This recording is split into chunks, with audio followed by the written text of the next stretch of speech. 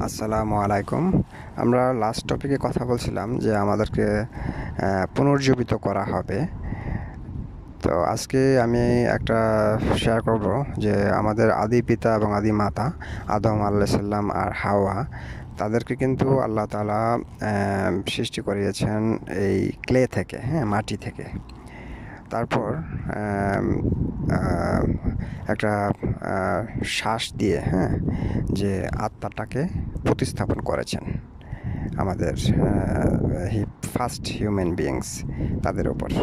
তো মাটি থেকে বানানোর পরে তারা কিন্তু ভালোই জীবনযাপন করেছেন।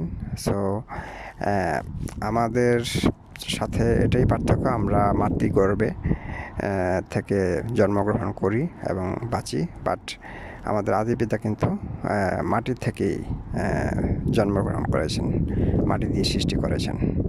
ঠিক আছে? তো এটা আমাদেরকে বিশ্বাস করায় যে আমরা পরকালে মাটি থেকেই পুনর্জীবিত হব এবং একদিন সমান 1000 বছর, হ্যাঁ, এভাবে আমরা দিন পার করব। তো সেইভাবে আমরা যদি আল্লাহকে কীভাবে রাজি খুশি করাতে পারি, সেই হিসাবে আমরা সেই ব্যাপারে আমরা আরও মনোযোগী হব। তো আমাদের আদি পিতা এরা কিন্তু একটা শয়তানের প্ররোচনায় পড়ে একটা নিষিদ্ধ ফল খেয়েছিলেন, হ্যাঁ, এবং নিষিদ্ধ ফলটা খাওয়ার পরে তাদের একটা সমস্যা হয়ে গিয়েছিল যে নিষিদ্ধ ফলটা খাওয়ানোর আগে যেটা প্ররোচনা দিয়েছে শয়তান, সেটা বলল যে তোমরা যদি এই ফলটা খাও তাহলে তোমরা আজীবন, হ্যাঁ, এই বেহেশতেখানায় থেকে যাবে, আর নয়তো কিন্তু তোমাদেরকে এখান থেকে চলে যেতে হবে। বাট হয়েছে হইলো উল্টাটা, যে এই নিষিদ্ধ ফলটা খাওয়ার পরে, হ্যাঁ, তারা কিন্তু ব্যস্ত থাকতে চাইছেন, মানে এতই মজা ওখানে যা থেকে যেতে চাইছেন, সেজন্য ওই শয়তানের কথায় এই ফলটা খাইছে।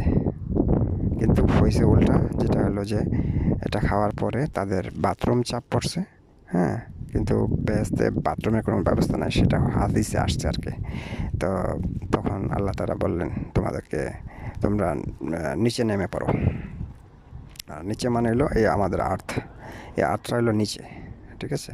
তো এখানে আমরা এভাবেই আমরা এই আর্থে চলে আসি এবং যুগে যুগে মানুষ বাস করতে থাকে। তবে ওরা আসার আগে আল্লাহ তাআলা বলছেন যে তোমাদেরকে ভয়ের কোনো কারণ নেই, নির্দিষ্ট কিছু দোয়া শেখাচ্ছি এবং এই